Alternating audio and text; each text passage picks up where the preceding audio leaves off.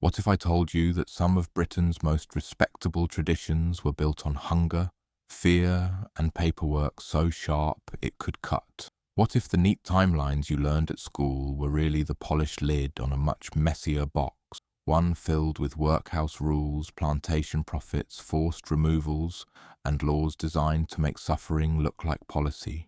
Historical records show plenty of heroism, yes, but they also show systems that quietly turned cruelty into routine, and routine into pride. Tonight we're going to walk through 101 dark British history facts they rarely linger on in class. Not to wallow, but to understand how power actually behaved when nobody was grading the essay. If you want more long, slow, deeply researched history for sleep or background listening, tap like, subscribe, and settle in. Now, lower the lights, let the centuries stretch out, and let's open the part of the past that Britain preferred to keep locked. Fact 1.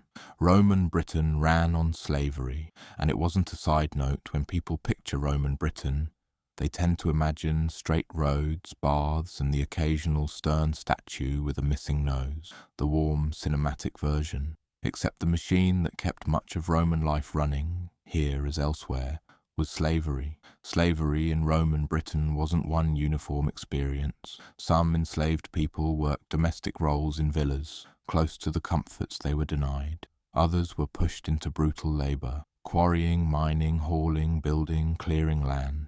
Many were captured in war or traded across the empire, like inventory. And the point wasn't only work, it was status. Owning a human being was, in many circles, a public declaration that you were somebody. The reality is documented in legal writing, inscriptions, and the economic logic of the empire. Even freedom could be conditional.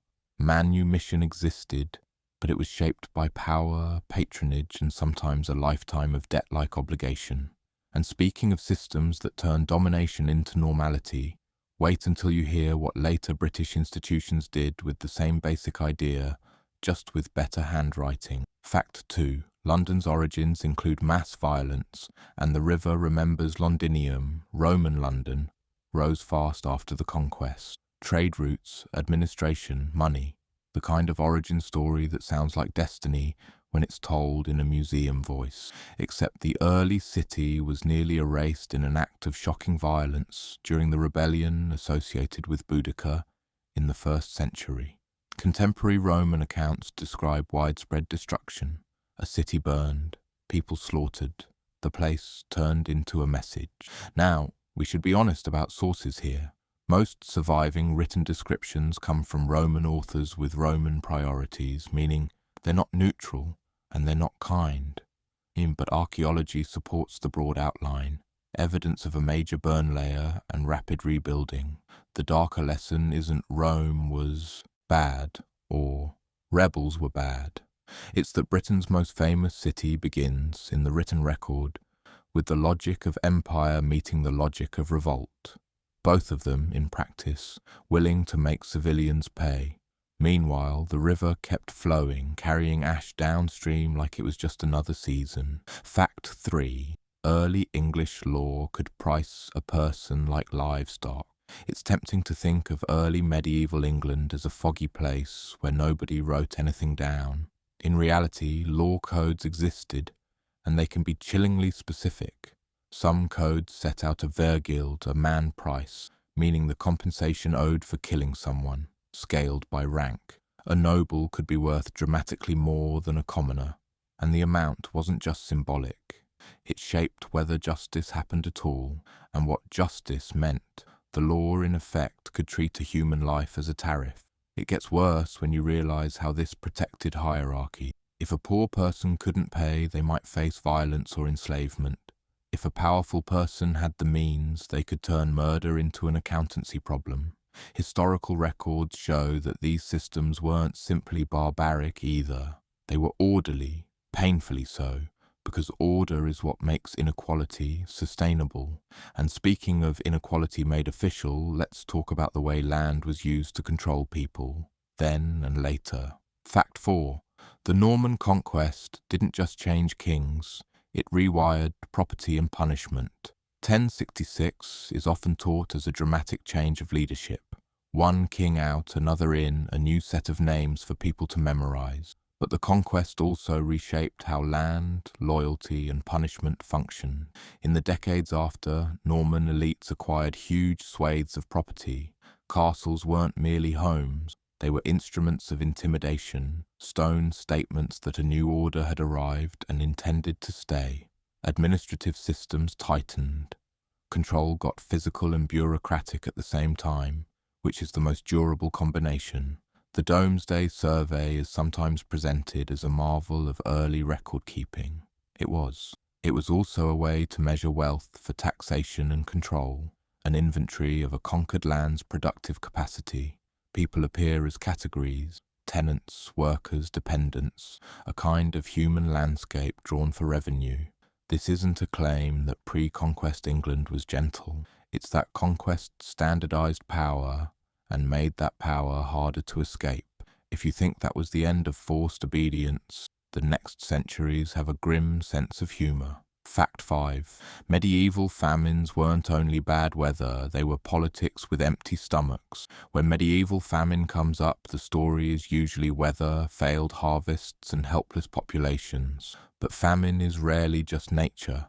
It's nature filtered through power.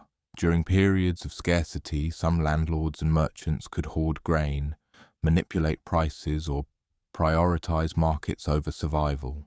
Authorities sometimes attempted controls, but enforcement varied wildly, and the people with leverage were often the people making the rules. Contemporary accounts describe desperation, theft punished harshly, hunger normalized, bodies weakened by diet and disease. Even when grain existed, access could be blocked by money, by obligation, by geography, by law.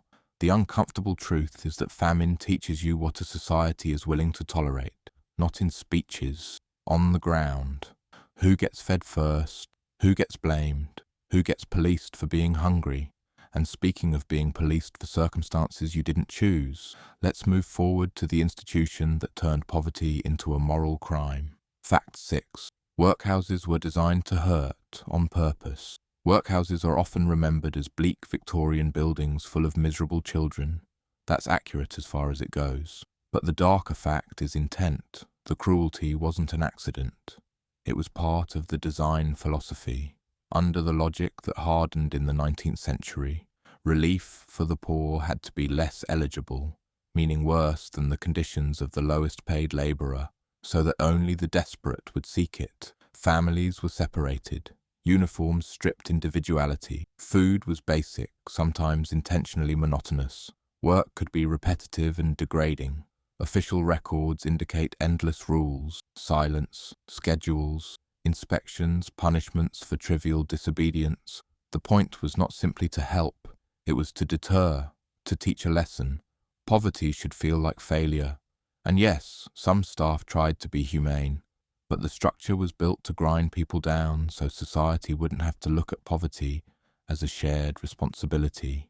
Meanwhile, those same decades were producing immense wealth elsewhere in the empire, often from coerced labour that made the workhouse look like domestic housekeeping by comparison. Fact 7.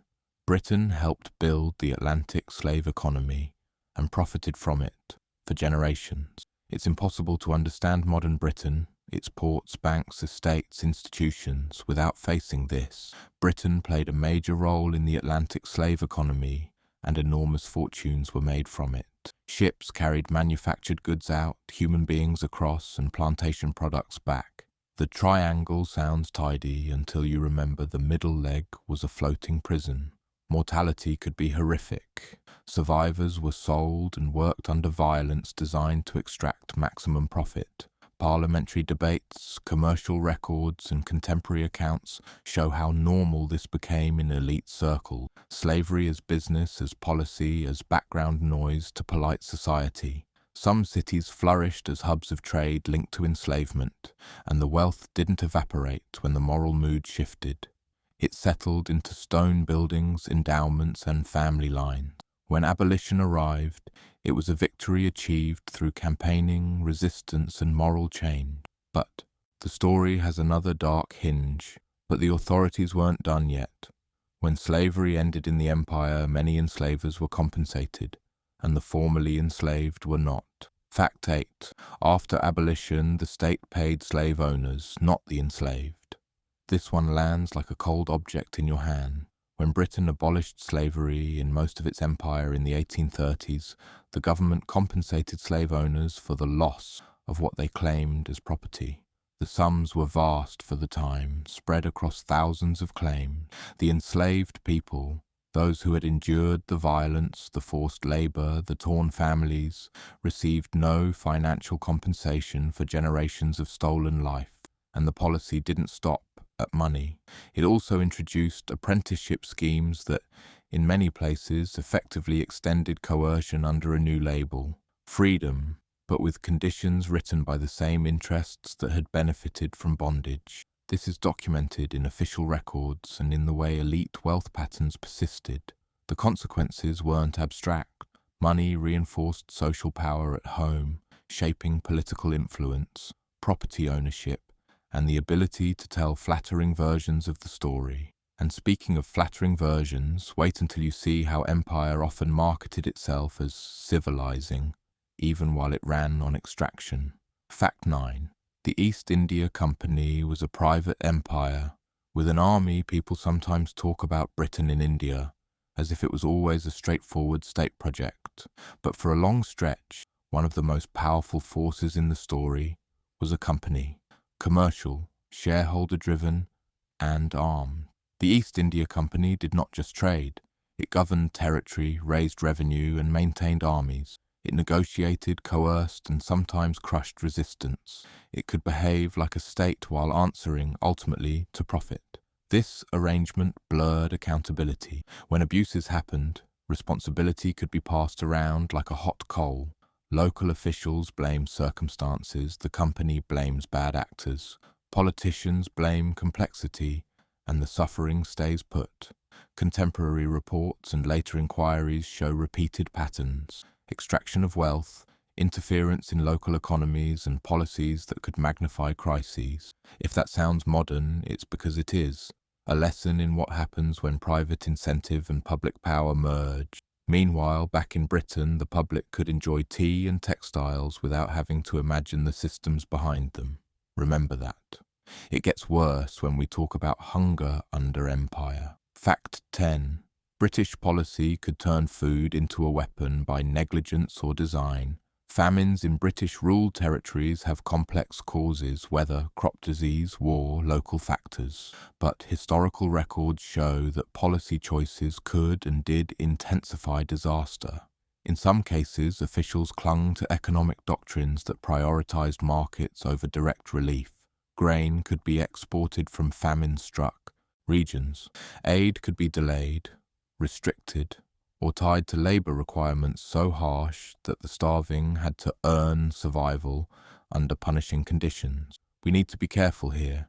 Historians debate degrees of intent in different crises, but even when the motive wasn't deliberate mass harm, the structure often treated suffering as acceptable collateral for keeping budgets, ideology, and authority intact. The darkest part is the language, paperwork that describes hunger in administrative terms like a manageable inconvenience. Mortality becomes statistics, relief becomes a question of precedent, and the human body becomes effectively a negotiable cost. And speaking of negotiable costs, let's return to Britain and the way industrial progress was paid for, often by children. Fact 11. Child labour wasn't a shameful secret. It was a business model.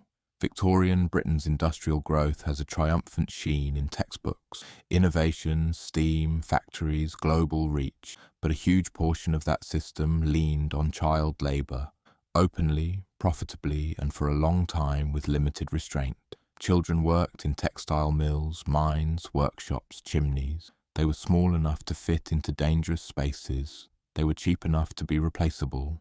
Hours could be long, conditions dirty, injuries common. Some reformers documented the realities in harrowing detail, and public pressure eventually pushed legal changes. But those changes were gradual and contested, and enforcement was inconsistent. The pattern is plain. When profit depended on vulnerability, Vulnerability became an input like coal or cotton. If you think that's ancient history, consider how often modern supply chains still rely on distance to hide unpleasant labour.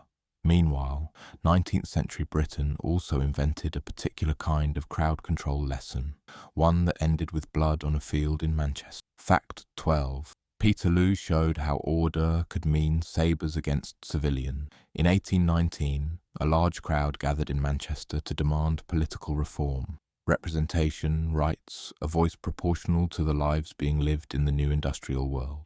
The event became known as Peterloo, a bitter nickname echoing a famous battlefield. Authorities panicked. The response involved mounted troops and violence. People were killed and injured. The image is stark. Civilians crushed and cut down, not because they had invaded a country, but because they had assembled with banners and expectations. Contemporary accounts and later discussions make clear how contested the narrative became. Officials framed it as restoring order. Reformers saw it as state violence against legitimate political expression. The uncomfortable truth is that Britain's path to broader democracy wasn't just speeches and gradual enlightenment. It also included moments when power chose force, then tried to justify it as necessity. And speaking of necessity, let's talk about the legal fiction that let Britain remove people from land while insisting it was all perfectly lawful. Fact 13. Enclosure turned common land into private property and displaced millions by inches. Enclosure is sometimes explained as an agricultural improvement. Better yields, modern methods, efficiency.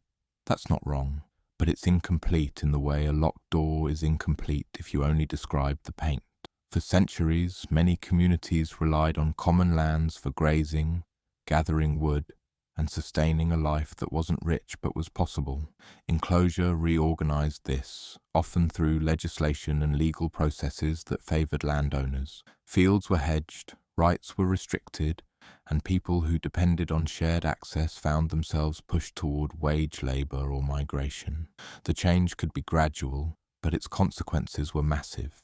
Rural displacement feeding urban growth, social tensions, and a new discipline. If you don't own land, you must sell your labour.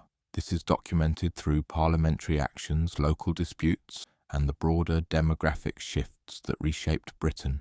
And speaking of reshaping lives by force, we need to go north, because the Highlands have their own quiet horror story. Fact 14. The Highland Clearances were not a natural modernisation, they were evictions. The Highland Clearances are sometimes described with careful language. Economic change, shifting agriculture, modernisation. Those words can be true in the same way a medical report can be true while still failing to describe the pain. In many cases, tenants were removed from land to make way for more profitable arrangements, often sheep farming. People were displaced from homes tied to community and memory. Some were pushed to coast, some to crowded settlements, some into emigration. Accounts describe houses burned to prevent return, an image that stays with you because it's so deliberate. Historians debate specifics across regions and time periods, and not every landlord behaved identically, but the overall pattern is well documented. Power, property, and profit overriding the lives of those with the least leverage. At least the rhetoric promised improvement. The reality was loss, and it echoes in diaspora and grievance. Meanwhile, Britain had another method of moving people, not off land but onto ships, sometimes against their will. Fact 15. Press gangs could kidnap men into naval service. If you imagine the Royal Navy as crisp uniforms, polished brass, and stirring speeches about duty, you're missing the part where recruitment could involve men with clubs dragging you into a boat. Press gangs operated with legal backing during various periods, especially in wartime, empowered to seize men for naval service. The official justification was simple. The state needed sailors, and voluntary enlistment couldn't always supply them fast enough. The lived reality could be brutal. Men were taken from docks, taverns, and streets. Some were experienced seamen, others were not. Resistance could mean violence. Mistakes happened. If you were the mistake, congratulations, your life had just been reassigned. Contemporary accounts describe families scrambling, Employers furious, communities terrified. The Navy's need didn't pause for your circumstances. Once aboard, discipline could be harsh, conditions cramped, and danger constant. And the pivot, the part that school glosses over, is that this wasn't a rogue practice. It was policy with paperwork, a reminder that the state could treat bodies as resources to be harvested. And speaking of harvesting bodies, Britain also developed an industrial-scale way to remove undesirables from home: transportation. Fact 16. Penal transportation was punishment by disappearance. Transportation sounds almost quaint until you picture what it meant in practice. You are sentenced not just to time, but to distance, isolation, and a severed life. From the 17th century onward, and especially in the 18th and 19th, Britain transported convicts across ocean. North America received many before independence. Later, Australia became the destination that defined the practice. The crimes could be serious, but many were petty. Theft, survival-driven offences, the kind of acts poverty nudges people toward, and the law punishes like personal evil. Official records indicate that transportation served multiple goals. It removed people deemed troublesome. It supplied labour to colonies, and it signalled order back home. The ship voyage itself could be deadly. Disease, overcrowding, despair. Those who arrived faced forced labour regimes, harsh discipline, and the knowledge that return might never happen. The uncomfortable truth is that transportation wasn't only about justice. It was a population management tool, a way to make social problems vanish by sending them somewhere else and calling it reform. Meanwhile, for those waiting on shore, Britain found a grim holding pen. Fact 17. Prison hulks turned ships into floating cages. When prisons overflowed and transportation systems bottlenecked, Britain improvised in the most British way imaginable. It repurposed old ships into floating prisons. Hulks anchored in rivers and ports. These were not romantic ships of exile. They were crowded, filthy, and often disease-ridden. Men lived in cramped conditions with poor sanitation. Contemporary observers described stench and sickness. Mortality could be high, and violence was an ever-present risk because when you pack human beings into misery, misery multiplies. The official reasoning was efficiency. Keep convicts contained until they could be moved, but the conditions themselves became a punishment beyond sentence, particularly for those jailed for relatively minor crimes. It was bureaucracy's version of, we'll deal with it later, except later could mean months or years, and deal with it might mean you don't survive. The horror sits in the banality: a river, a dock, a city carrying on, while a floating cage rotted nearby. And speaking of punishment becoming its own industry, Britain's legal system once ran on something called the Bloody Code, which sounds like a heavy metal album because it basically was. Fact 18. The Bloody Code made death a routine sentence. There was a period when English law expanded capital punishment to a staggering range of offences. The so-called Bloody Code included crimes that now sound almost absurdly minor for a death sentence: stealing certain goods, cutting down trees, poaching in the wrong place. Property was protected with a seriousness that bordered on parody, except the punchline was the noose. Historical records show that the number of capital offences rose dramatically over time, especially by the 18th century. This wasn't simply about stopping crime. It was about defending a social order built on property rights and hierarchy. If you owned enough, the law felt like a shield. If you didn't, it could feel like a trap with teeth. Now, not everyone sentenced was executed. Pardons, commutations, and selective enforcement existed. But that's part of the mechanism. Terror doesn't require perfect follow-through. It requires the possibility, always hovering. And speaking of hovering, London had a public stage for death that drew crowds like a grim festival. Fact 19. Public executions were entertainment, and the crowd was part of the system. Tyburn and other execution sites weren't hidden corners. They were public theatres. People gathered. Vendors sold food, families brought children. The state made punishment visible to teach a lesson, and the crowd made it social. Contemporary descriptions show that executions could become chaotic events. Jeering, prayers, drunkenness, last words turned into performance. Sometimes the condemned were treated with a strange kind of celebrity. Sometimes they were treated like garbage. Either way, the body on display was the point, a warning in human form. The dark truth is that public execution wasn't just a penalty, it was propaganda. It said, "This is what happens if you threaten the order." And by allowing a carnival atmosphere, it also let society outsource its own fear and violence into ritual. When public executions ended, it wasn't solely because the system grew kinder. It was because the spectacle could backfire, turning punishment into sympathy, or into disorder, or into a reminder that the state was capable of cruelty. Meanwhile, if you survived the law, there were still prisons designed to destroy you slowly. Fact 20. Debtors' prisons turned financial failure into physical captivity. Imagine being locked up because you owe money, and then being expected to pay that money while locked up.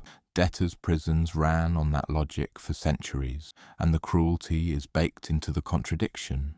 People could be imprisoned for unpaid debt, sometimes for relatively small sums. Once inside, conditions varied, but many places were grim. Overcrowding, fees for basic comfort, disease. Families could be dragged into the orbit of imprisonment, visiting, supporting, sometimes even living nearby in desperation. Your earning power collapsed, your social standing crumbled, and your debt often grew. Official discussions and reform campaigns highlighted the absurdity and harm, and changes eventually reduced and transformed the system. But the larger point remains. The law repeatedly treated economic vulnerability as moral failure, then punished it as though poverty were a crime against society. And speaking of punishing poverty, the state would later modernize this approach with a colder, more administrative cruelty, because nothing says compassion like a form. Fact 21. The new poor law used deterrence as a moral philosophy. By the 19th century, poverty relief became something the state handled with a philosophy that sounds like it was written by a man who'd never missed a meal. Aid must be unpleasant enough to discourage dependence. The poor law reforms created systems where assistance was tied to workhouses, where conditions were intentionally harsh and where families could be separated. Officials talked about discipline, self-reliance, and efficiency. Contemporary critics talked about cruelty. Both were correct because cruelty was treated as a feature. It was meant to reduce claims by making need humiliating. This is documented in official reports, debates, and the experiences recorded by those who endured it. The moral language is what stings. Relief framed as temptation, as laziness, as an enemy of virtue. The poor weren't just unfortunate, they were suspect. The consequences weren't theoretical. People died, children suffered. Communities learned that asking for help could mean being dismantled. And speaking of dismantling, Britain also dismantled bodies in a more literal way, through medicine that treated the poor as convenient raw material. Fact 22. Resurrection men stole corpses, and society looked away until the rich got scared. Medical science advanced in Britain, and anatomy education required bodies. The legal supply was limited, mostly executed criminals, so demand created a market. Enter the resurrection men, body snatchers who dug up fresh graves and sold corpses to surgeons and medical schools. Contemporary reports describe families guarding graves, building iron cages over burial sites, and hiring watchers. The horror wasn't only the theft, it was the message. Even in death, the poor couldn't rest securely. Wealth could buy privacy and protection. Poverty meant your body might become a commodity. The pivot is that respectable institutions benefited. Some doctors and schools claimed distance, but the system thrived because it was useful. Reform and regulation tightened later, but not before notorious cases where murder entered the supply chain. Because when bodies are money, the living become inventory too. And speaking of bodies becoming inventory, wait until we talk about how Britain disciplined workers when they started asking for less suffering and more rights. Fact 23. Trade unionism was treated like a crime before it was a tradition. Today, unions are part of the national story, controversial, celebrated, debated, but earlier, collective worker action was often treated as criminal conspiracy. Workers who tried to organize could face prosecution, deportation, or imprisonment. The logic of authorities was that combining to demand wages or conditions interfered with free labour markets. Free, of course, in the sense that employers were free to underpay and workers were free to starve. Historical cases show harsh sentencing designed to deter others. The aim wasn't merely punishment, it was control. If workers could unite, they could bargain. If they could bargain, power had to share. And sharing is not a natural instinct of hierarchy. The irony is that the industrial economy depended on concentrated labour, factories full of people, then tried to prevent those people from acting like a collective. You can almost hear the system saying, yes, gather for work. No, not like that. Meanwhile, political reform movements faced similar treatment, especially when they came from the working class. Fact 24. Chartists were demonized for wanting democracy, and some were transported for it. The Chartist movement pushed for political reforms, broader voting rights, fairer representation, secret ballots. It sounds like the kind of thing modern Britain would put on a commemorative mug. At the time, many elites treated it as a threat, bordering on revolution. Meetings were surveilled. Leaders were prosecuted. Some confrontations turned violent, and the state response could be severe. In certain cases, participants were sentenced harshly, including transportation, because nothing says stable society like shipping democracy advocates to the other side of the world. Contemporary newspapers and official statements often framed Chartists as dangerous rabble. Chartists framed themselves as citizens demanding a voice. The truth includes both aspiration and anger, because when you deny people a stake in the system, you get pressure. Not polite silence. The dark lesson is that rights now treated as normal were once treated as subversive. And speaking of subversion, Ireland's story under British rule includes policies and attitudes that turned suffering into something officials could rationalise with a straight face. Fact 25. The Great Famine in Ireland was made deadlier by policy and prejudice. The Irish Great Famine of the 1840s is often summarised as the potato blight. That's the spark, not the whole fire. Potato failure devastated a population heavily reliant on that crop, but historical records and scholarly debates show that British policy decisions, economic ideology, and prejudice shaped the catastrophe's scale. Food continued to move out of Ireland in various forms while people starved. Relief efforts existed, but they were often inadequate, conditional, or constrained by beliefs about market discipline and moral hazard. It's important to say plainly, historians argue about intent, whether leaders meant mass death, but the outcomes are not in dispute. Immense mortality, mass eviction, and waves of emigration that reshaped Ireland and the wider world. Contemporary commentary included ugly stereotypes portraying Irish poverty as a moral failing. That mindset mattered, because it helped justify doing too little, too slowly, while insisting the system was rational. And speaking of rational systems that destroy lives, Britain also perfected a method of controlling populations through classification, starting with who was deserving and who was dangerous. Fact 26. Vagrancy laws turned homelessness into a target. Across centuries, vagrancy laws allowed authorities to police people for being poor in public. Being without stable work or housing could itself become suspicious. The law could treat wandering, begging, or simply existing without visible means as grounds for arrest. The language often framed it as maintaining order, preventing crime, controlling nuisance, protecting communities. But the effect was frequently to criminalize survival. If you had nowhere to go, the state could punish you for being seen. Records show these laws were used unevenly, often aimed at those with the least power, the destitute, the displaced, the travelling poor. They were also useful politically. When economic conditions worsened, vagrancy enforcement could make the problem look like individual failure rather than structural collapse. The pivot is how familiar it feels. The tendency to treat visible poverty as a moral offence rather than as a social wound has a long British paper trail. Meanwhile, let's talk about a darker paper trail, how Britain managed its empire with administrative violence that rarely makes it into heroic narrative. Fact 27. Empire often ran on small coercions, taxes, passes and punishments that added up. When people imagine imperial violence, they picture battles and massacres. Those happened, but day-to-day domination often looked quieter. Taxes engineered to force cash labour, pass systems controlling movement, policing that punished defiance, legal structures that made native populations second class in their own land. Official records indicate how empire relied on administration, a form here, a permit there, a fine that becomes a beating when unpaid.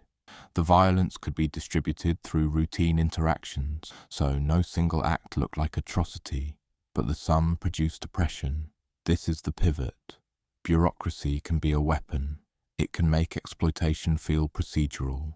It can turn resistance into non-compliant, and it can produce suffering that is easy to deny because it's not always cinematic. And speaking of denial, Britain became adept at telling itself stories, especially when those stories involved saving people while also taking their resources. Fact 28. Civilizing missions. Often hid resource extraction and cultural erasure, empire frequently justified itself with a moral vocabulary, bringing civilization, law, Christianity, education.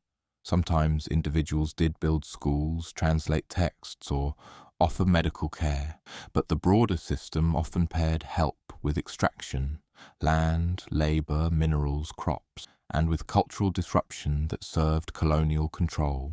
Contemporary writings include paternalistic assumptions that framed colonized peoples as children needing guidance. That framing mattered because it made domination feel benevolent. It's easier to take from someone if you've convinced yourself you're improving them. In many places, imperial policies undermined local industries, reorganized land use, and privileged colonial interests. Cultural practices could be suppressed, languages marginalized, and political structures reshaped to favor compliant elite. The dark truth is that civilization became a mask that allowed exploitation to wear a respectable face, and once you get used to that mask, you can wear it at home too, especially when dealing with internal others. Meanwhile, Britain's internal other categories included people labelled criminal, mad, or immoral, often based on social prejudice more than actual harm. Fact 29. Moral crimes were policed harshly, and often selectively. British law didn't just punish violence and theft, it also policed morality, sex, relationships, public behaviour, often with an intensity that reflected elite anxieties more than public safety. Enforcement could be selective. The powerful could sometimes evade consequences through connections, money, or discretion. The poor and visible were easier targets. Street-based sex work, indecency, public drunkenness, disorderly women. Men accused of same-sex relationships in periods when law and social panic converged brutally. This is documented in court records, public scandals, and the language of moral reform campaign. The stated aim was protecting society. The result often included surveillance, humiliation, and punishment aimed at controlling bodies and behavior. The pivot is that morality laws can function as social discipline.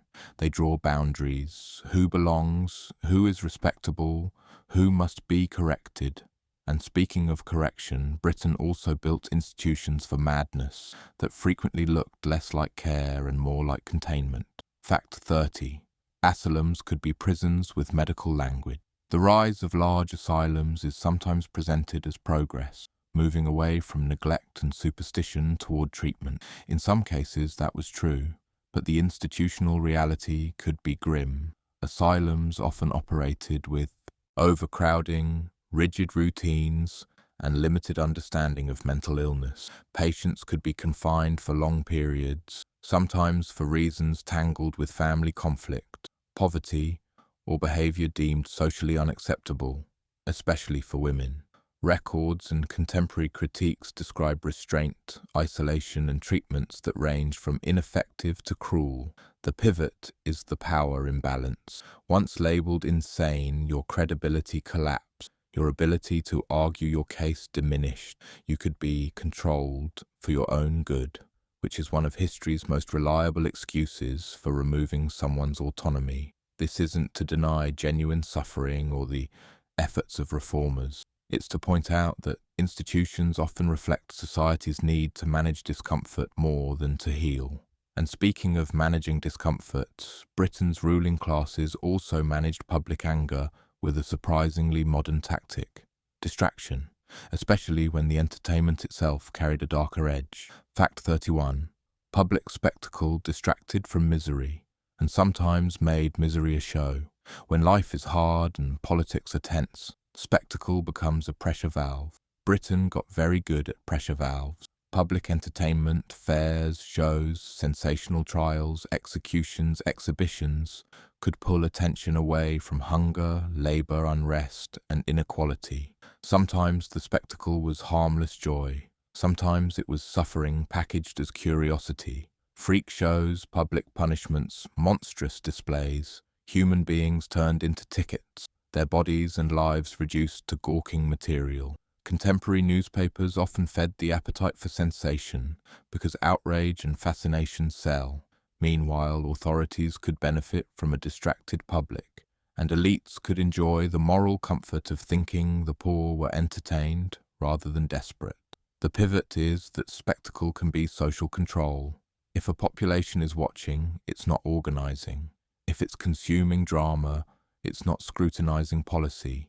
And if it's trained to see other people as entertainment, it's easier to accept cruelty as normal. And speaking of normalizing cruelty, Britain's empire didn't only extract resources, it also exported people, and not always with consent. Fact 32. Indenture replaced slavery with a different kind of coercion. After formal abolition, plantation economies still demanded cheap, controlled labour. One answer was indentured labour, contracts that, on paper, were voluntary and time-limited. In practice, they could be riddled with coercion. Workers from India and elsewhere were recruited under promises that could be misleading. The journey was long. Conditions at destination plantations could be harsh. Punishments for breach of contract could be severe, and legal systems often favoured employers. Debt, isolation, and control of movement made leaving difficult. Historical records and later testimony show a pattern. The label changed, but the power imbalance remained. This wasn't identical to chattel slavery, and it's important not to flatten differences, but it did allow colonial economies to keep running on labour that was cheap, vulnerable, and trapped by law. And speaking of law trapping people, let's talk about something that looks mundane in a classroom but terrifying in a life. Identification systems that decide who you are allowed to be. Fact 33. Pass systems and ID papers were tools of control, not just administration. In various colonial contexts, pass systems regulated movement, who could travel, work, or live where. It sounds like bureaucracy. It functioned like a leash. If you needed papers to move, the state could control your labour by controlling your mobility. If police could demand documents at will, daily life became a series of potential punishments. Those without papers, or those whose papers weren't deemed proper, could be fined, jailed, forced into labour, or subjected to violence. Official records show these systems were justified as maintaining order and managing labour.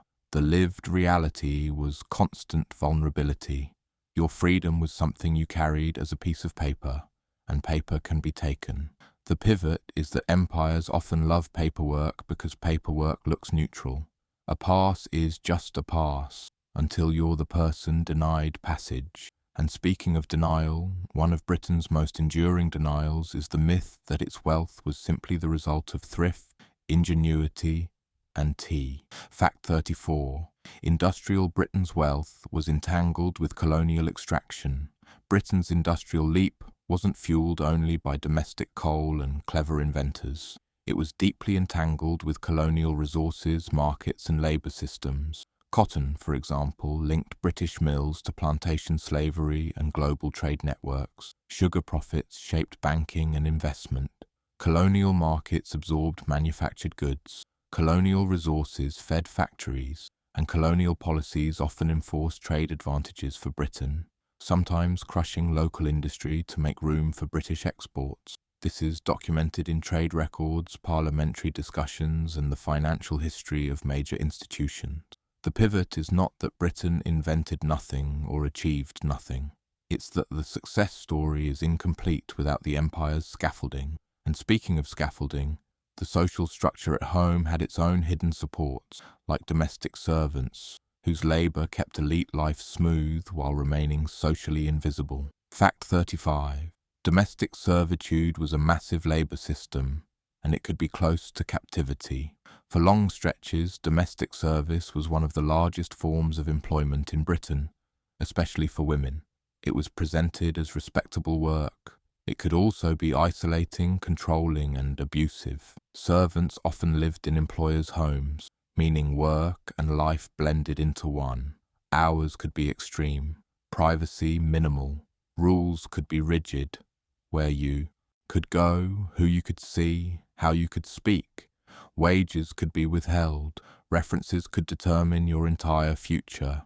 So resisting mistreatment could mean unemployment and ruin.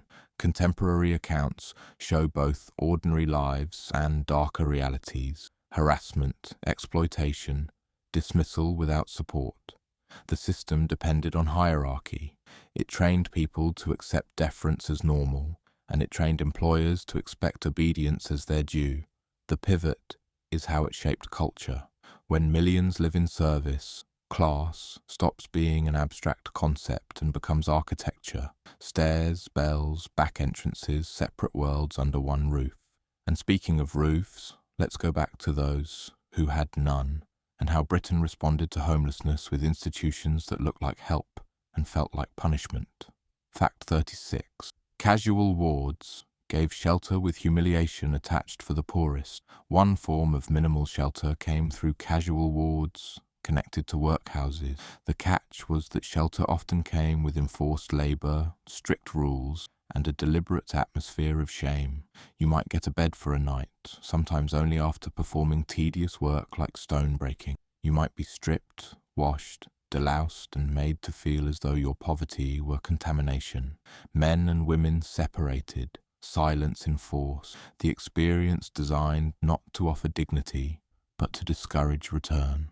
Official logic framed this as preventing idleness, but the reality was a system that treated those already in crisis as morally suspect.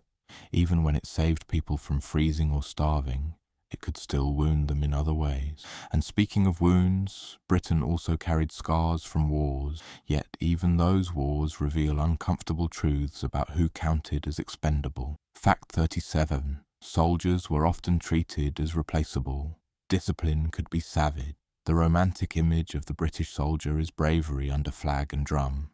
The reality includes bravery, yes, and also a system that frequently treated soldiers as expendable units. Discipline in the army and navy could be brutal. Flogging, harsh confinement, punishments meant to terrify. Supply failures, poor medical care, and indifferent leadership could turn campaigns into suffering on a scale that feels almost unbelievable. Even when reforms occurred, they often came after scandal and public pressure, not enlightened compassion. Contemporary letters and reports describe disease killing more than battle in many contexts. Men marched hungry, poorly clothed, and exhausted. The state's priority was victory and control, not comfort.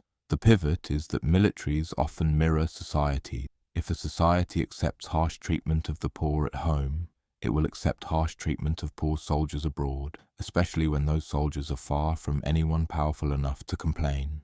And speaking of complaints that get ignored, let's talk about a policy choice that still echoes: the way Britain handled famine. Relief while publicly praising itself as a moral empire. Fact 38. Relief often came with work tests that the starving couldn't survive. In multiple crises, relief was sometimes tied to labour. Work camps, public works, tasks designed to prove you deserved help. The logic was deterrence. Prevent dependency, prevent fraud, maintain discipline. The horror is obvious when you say it aloud. If you are starving, your body is weak. If your body is weak, hard labor can kill you. So the work test becomes a filter that selects for those strong enough to endure it and abandons those most at risk. This pattern appears in official discussions and policy debates in different contexts. Again, historians argue about motivations in specific cases, but the mechanism shows a worldview, suffering as a moral test, survival as proof of worthiness. And speaking of worthiness, British society had an obsession with respectability that often became a weapon, especially against women. Fact 39, respectability, policed women's lives and made them vulnerable to abuse. Women's behavior was scrutinized through a narrow lens. Sexual purity, domesticity, obedience. Deviating from the script could bring social ruin, legal vulnerability, or institutional punishment. Unmarried mothers faced stigma and economic hardship.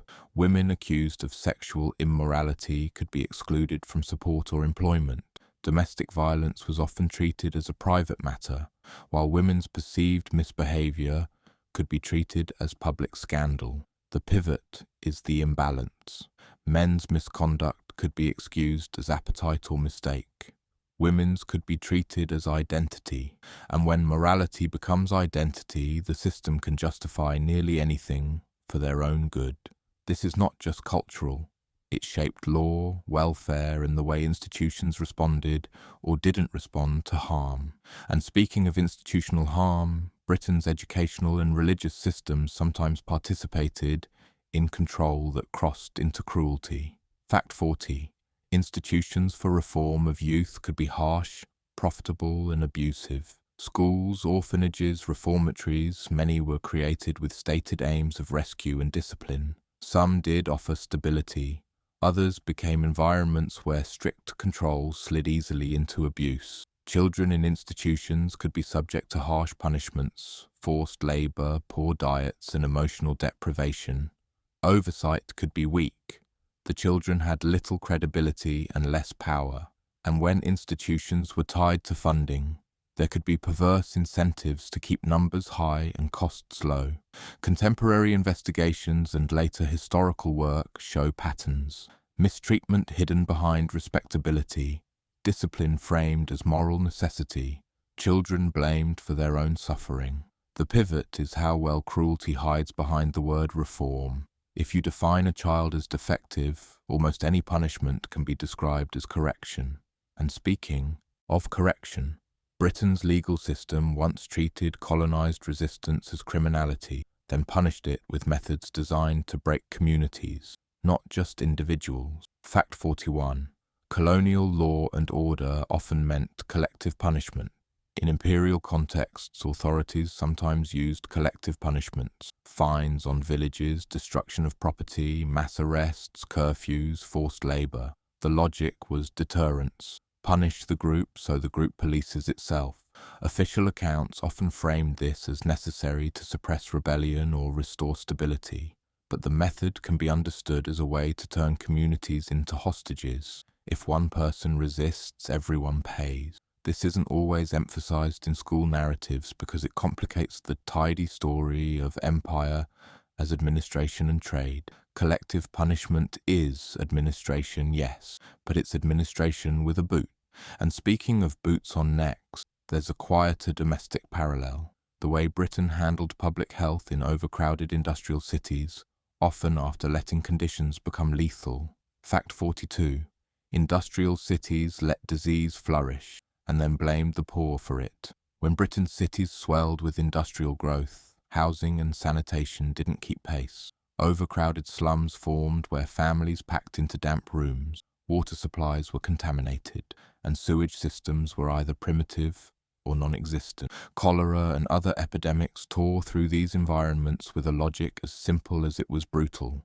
If you force people into filth and crowding, disease will do the rest. Contemporary observers recorded the stench, the contaminated wells, the open drains, the bodies. And yet, public discourse often blamed the victims. The poor were accused of laziness, moral weakness, or unclean habits. as if poverty were a personal choice and sewage were a lifestyle preference. Reform eventually came: public health acts, sanitation projects, infrastructure.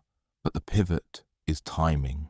Improvements often arrived after repeated waves of death, after panic, after elites feared infection crossing class lines. In other words, compassion was sometimes triggered not by empathy, but by proximity. When disease threatened everyone, reform became urgent.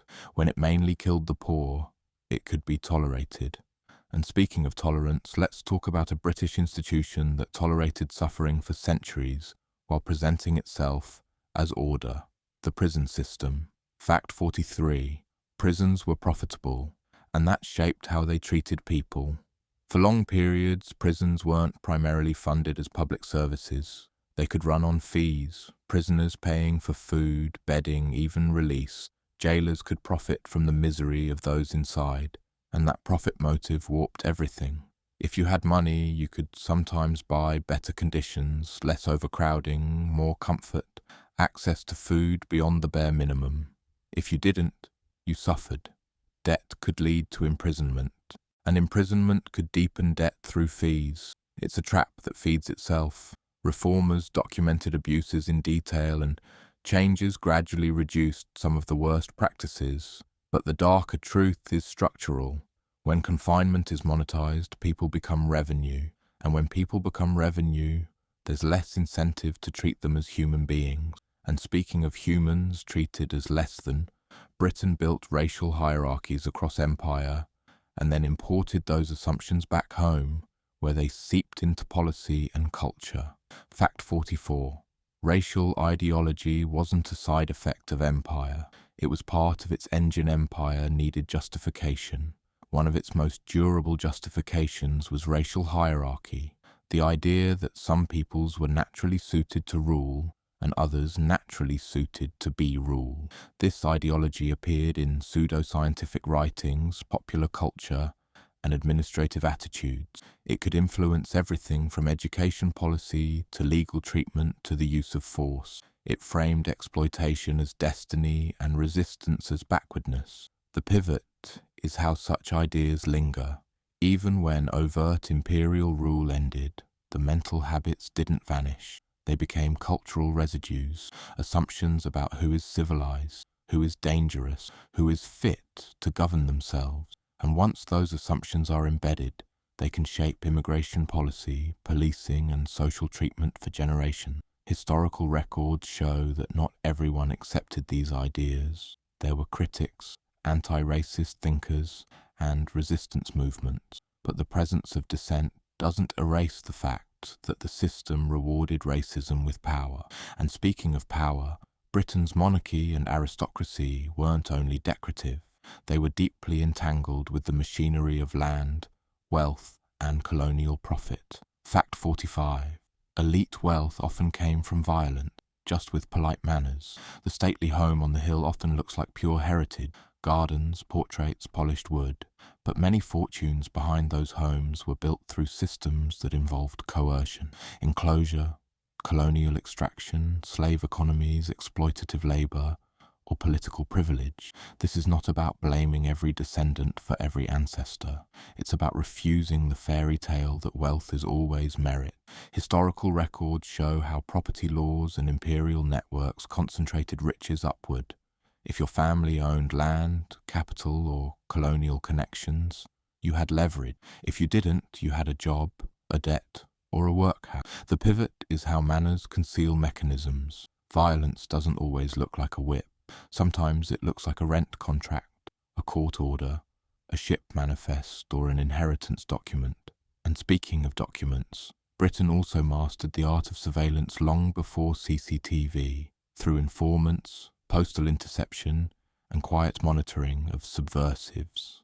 Fact 46. The state watched dissent, and sometimes stoked it, to justify crackdowns. Governments have always feared organized opposition, In Britain, especially during periods of unrest, authorities used spies and informers to infiltrate radical groups, monitor meetings, and gather intelligence. Contemporary accounts and later revelations show that surveillance could shape events. Informants might encourage more extreme plans, pushing groups toward actions that could be crushed and used as cautionary tales. Even when that wasn't the case, the presence of state monitoring created paranoia and fractured movements. The pivot is that repression doesn't always arrive as a clear ban. Sometimes it arrives as a whisper in the room, a man taking notes, a sudden arrest based on a meeting you thought was private.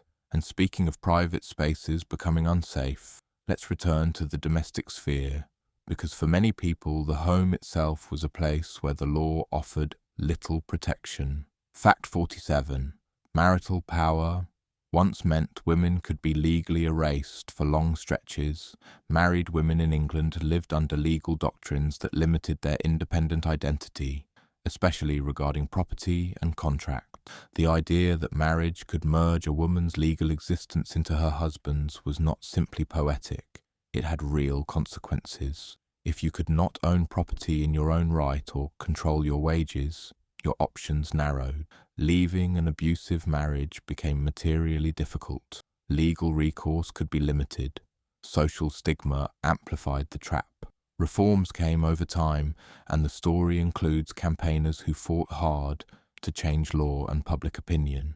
But the dark fact is how long such structures lasted, and how natural they were treated as. The system wasn't broken, it was functioning as intended, to enforce hierarchy inside the home. And speaking of hierarchy as natural, Britain's class system wasn't just social. It was physically built into cities, institutions, and even life expectancy. Fact 48.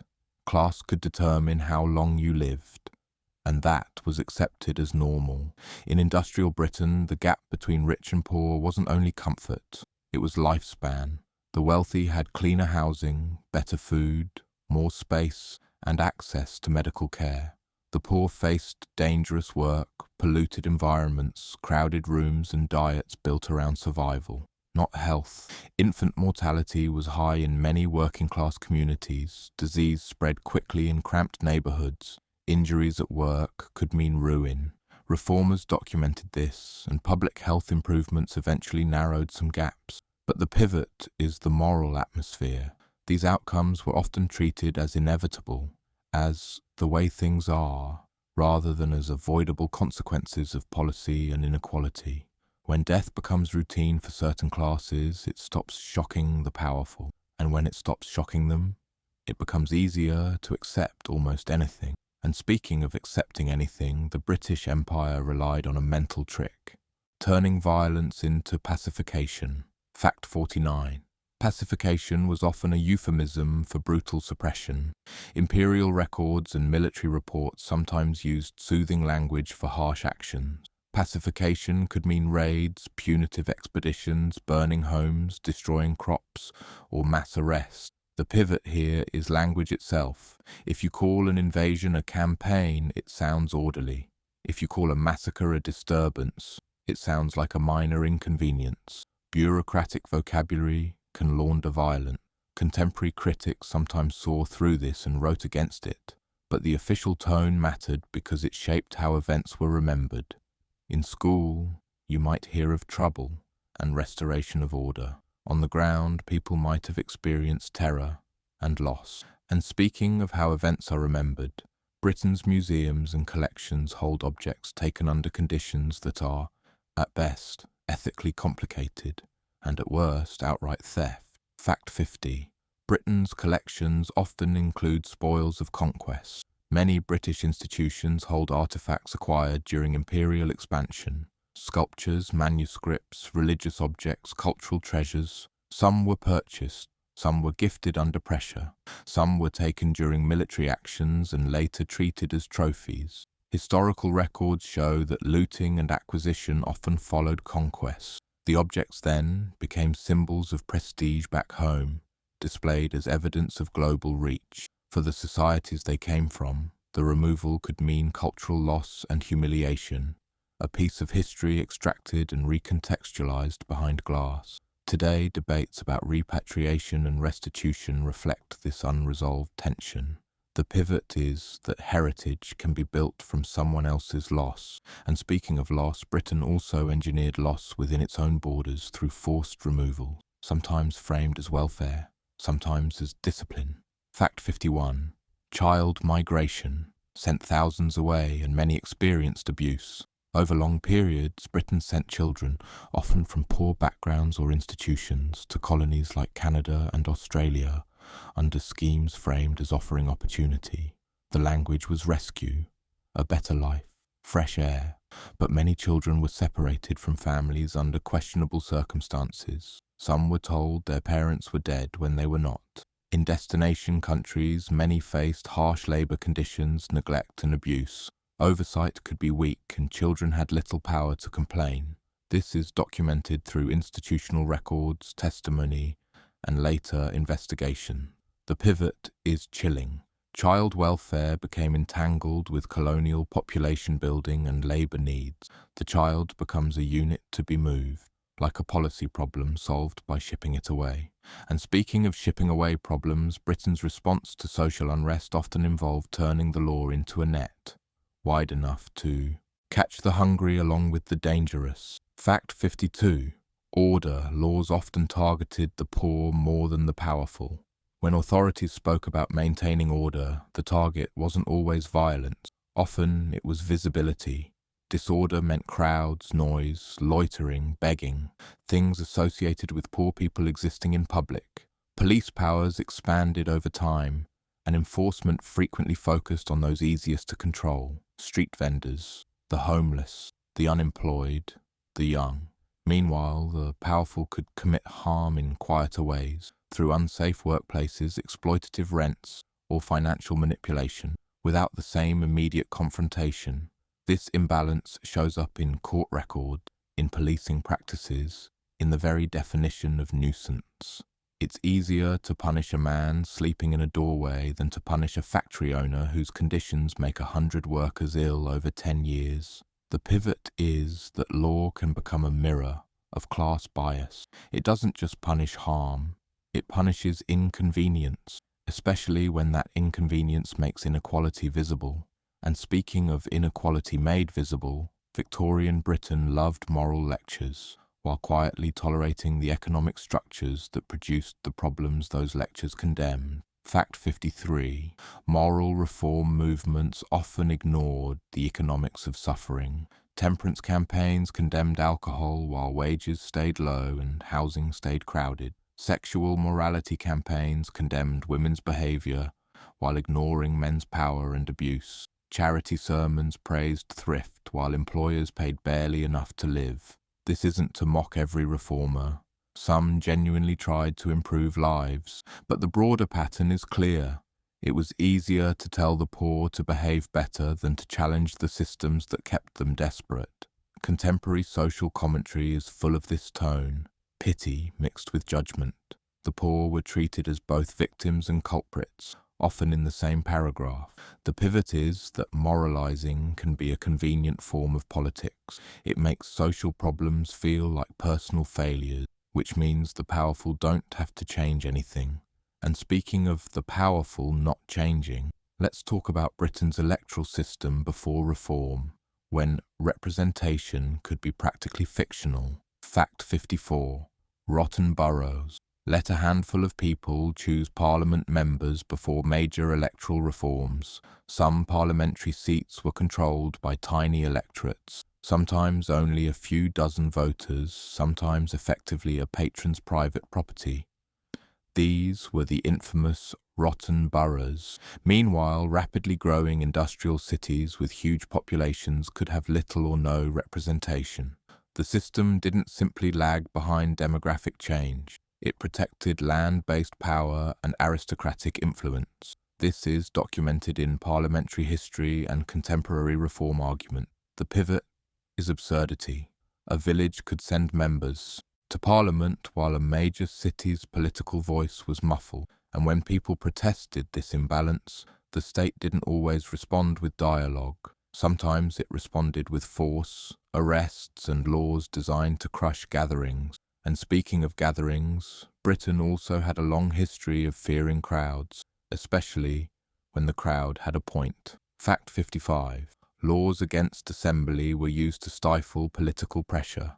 At various moments, governments passed measures limiting meetings, speech, and publications in the name of stability. The logic was that agitation could lead to rebellion. The effect was often to limit legitimate dissent. Restrictions could include licensing, surveillance, bans on certain gatherings, and legal penalties for seditious speech. The line between protecting public safety and protecting elite comfort could become thin and then vanish. Contemporary accounts show the tug-of-war between reformers demanding rights and authorities warning of chaos. The pivot is that states often treat demands for representation as threats rather than as signs that the system needs repair.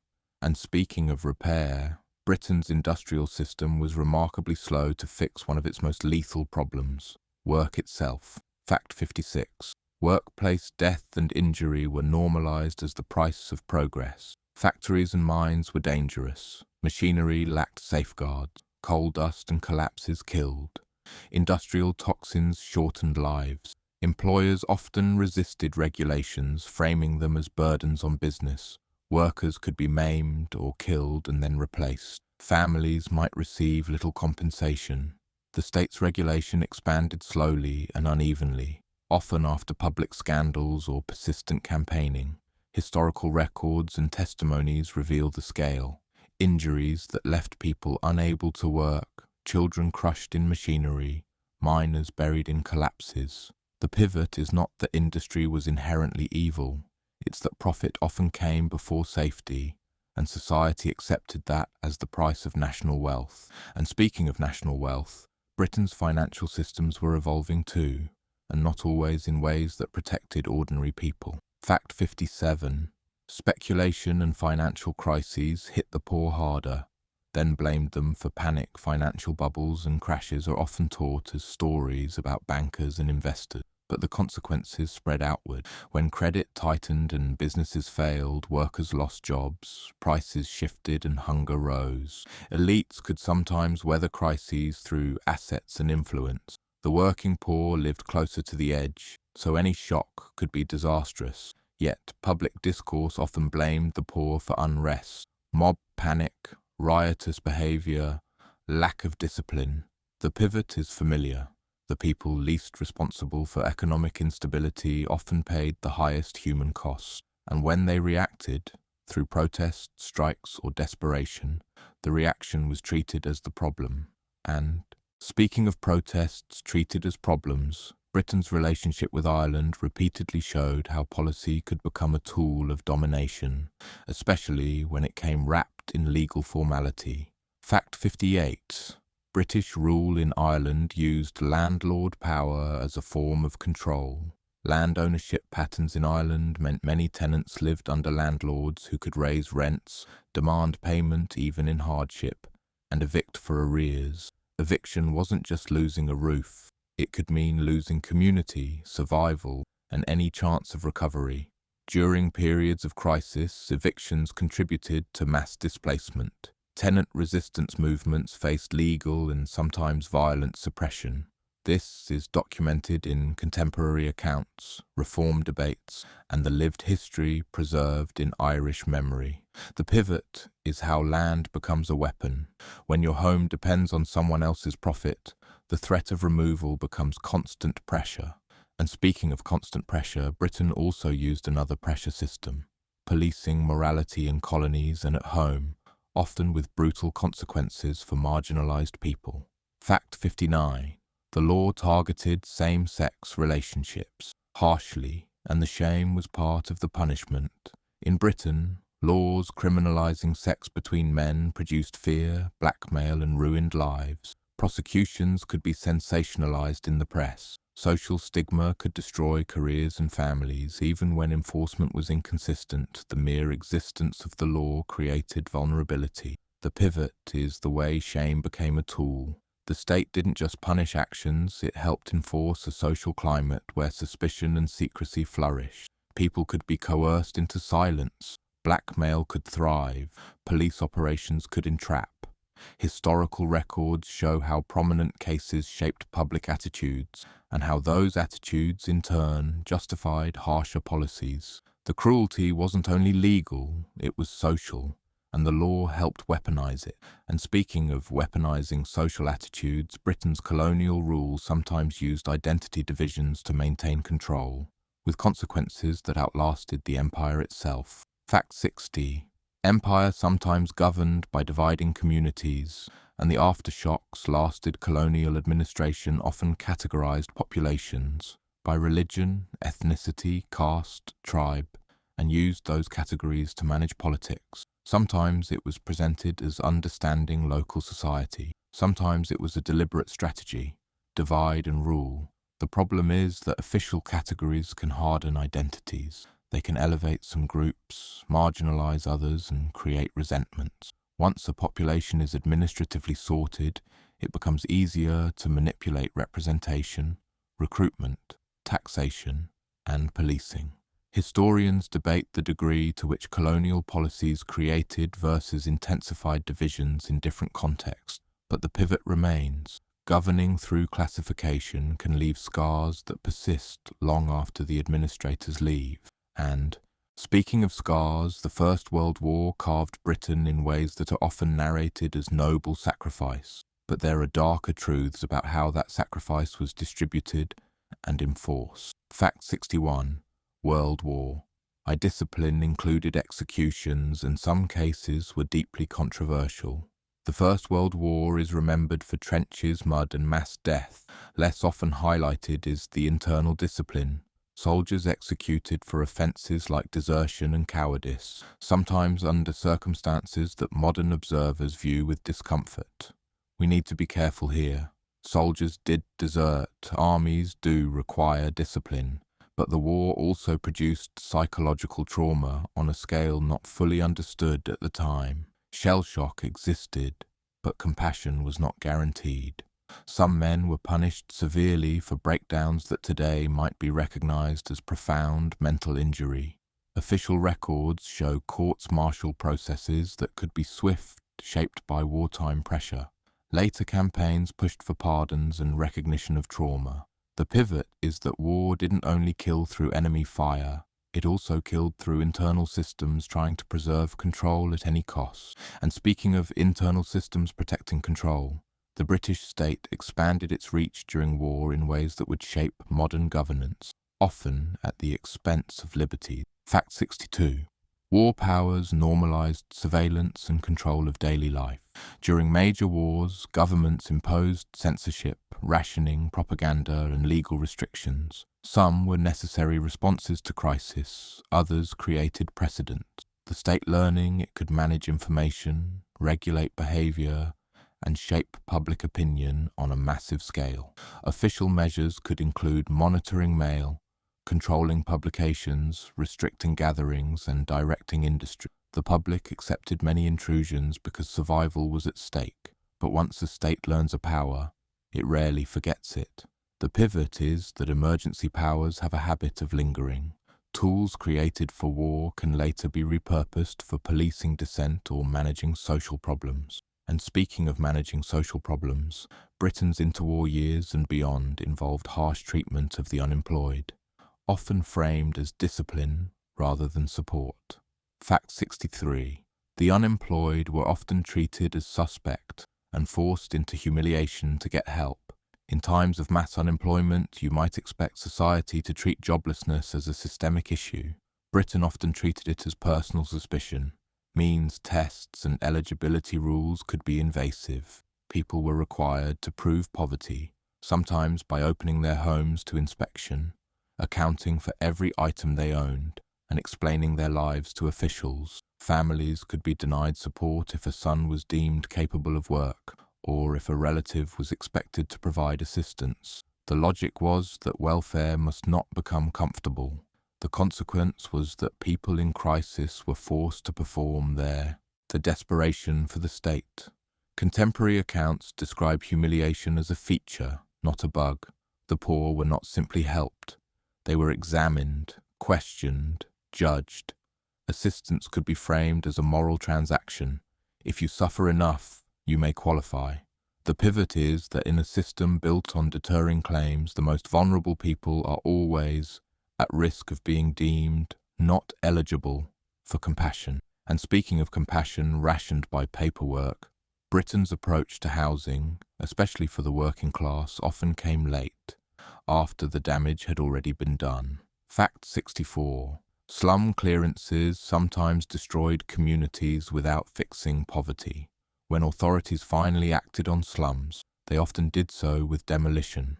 Entire neighborhoods were cleared in the name of progress, health, and modernization. Some of those neighborhoods were indeed overcrowded and unhealthy, but clearing them didn't automatically solve the social problems that created them. In many cases, residents were displaced to other crowded areas or to estates that severed old community networks. The social fabric, informal support, familiar streets, local work connections could be destroyed. Meanwhile, new developments were not always affordable for the people who had been removed. The pivot is that improvement can become another kind of displacement. If you treat poverty as a problem of architecture rather than a problem of inequality, you end up moving people around like furniture, without changing the conditions that made the furniture break in the first place. And speaking of moving people around, Britain did it at scale during the Second World War and after, sometimes with chaos, sometimes with lasting trauma. Fact 65. Evacuation saved lives and also revealed class prejudice and abuse. War evacuation moved children from cities to rural areas to avoid bombing. It's often remembered as a national act of protection, and in many cases it was. But the experience also exposed class divides. When urban children arrived in wealthier homes, some hosts were shocked by the poverty they encountered. Poor clothing, lice, malnutrition. The reaction could be compassion, but it could also be disgust and judgment. Some children were welcomed, others were treated as burden. Instances of neglect and abuse occurred because placing children with strangers at scale created vulnerabilities. The pivot is that evacuation didn't just move children, it forced Britain to look at its own inequality, sometimes for the first time in a way it couldn't ignore. The war revealed that the home front was not one nation living one kind of life.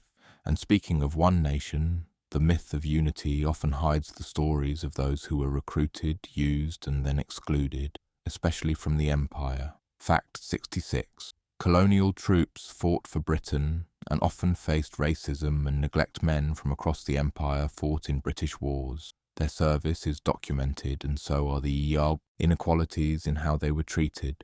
Pay disparities, segregation, inferior supplies, limited recognition. After war, some veterans faced discrimination, difficulty accessing benefits, and in some cases hostility from the society they had defended. The pivot is a bitter one. Empire demanded loyalty and sacrifice, but didn't always offer equal belonging in return. This isn't to deny bonds formed in wartime or individuals who respected each other across lines. It's to point out the structure. Racial hierarchy didn't pause for war. It simply adapted. And speaking of adaptation, Britain's post-war period often celebrated the welfare state, and it did achieve real improvements, but even those advances had shadows and exclusion. Fact 67. The welfare state helped millions, but it didn't erase stigma or inequality. After the Second World War, Britain built broader social supports, healthcare, housing, benefits. These changes saved lives and reduced certain forms of hardship, but stigma remained. People receiving assistance could still be treated as morally suspect. Bureaucratic hurdles remained, and inequality didn't vanish. It shifted. The pivot is that policy can improve conditions without changing attitudes. A society can provide healthcare and still judge the sick. It can provide benefits and still suspect the poor. The welfare state became a battleground not only over budgets, but over narratives. Who deserves help and who is blamed for needing it? And speaking of narratives, Britain's history education has often been selective, not only about empire, but about domestic violence and state brutality in more recent decades. Fact 68. Respectable Britain sometimes used torture-like methods and argued about the words. In conflicts and insurgencies, including those linked to the late empire and later political violence, accusations emerged about harsh interrogation methods, techniques designed to break resistance through stress, disorientation, and fear. Official inquiries and debates often turned on language. Was it torture or merely enhanced interrogation? 5 techniques, pressure, necessary measures. The pivot is that argument over terminology can function as denial. If you can make it a vocabulary dispute, you can avoid the moral reality of what was done to bodies. Different historians and official sources interpret events in varying ways, and some details remain contested. But the existence of serious allegations and documented harsh practices is part of the historical record. And speaking of records, Britain also kept extensive archives, yet some of the most damaging material was hidden, destroyed, or withheld, especially when it threatened reputations. Fact 69. Some imperial records were removed or destroyed to shape the story. As empire unraveled, evidence suggests that colonial administrations sometimes removed or destroyed documents that could embarrass the state or expose abuses. This is the dark side of archives. What you keep shapes what future generations can prove. Historians have documented instances where papers were transferred, withheld, or eliminated. The pivot is clear. Control the paperwork, control the narrative. If a massacre exists only in oral memory, it becomes easier for the powerful to deny. If evidence is missing, doubt grows, and doubt is often enough to preserve reputation. This doesn't mean everything was erased. Many records survived, and many truths are well documented. But the practice reveals something important. The state understood the power of history and treated it as a battlefield. And speaking of battlefields, Britain's cultural memory often celebrates wartime courage while quietly accepting that some communities were treated as expendable targets. Fact 70. Bombing and war planning involved calculations of acceptable civilian loss. Modern war requires planning, and planning often involves grim arithmetic. Targets, strategy, collateral damage. Civilian harm becomes a statistic, weighed against objectives. Britain was not unique in this, but the discomfort is still real.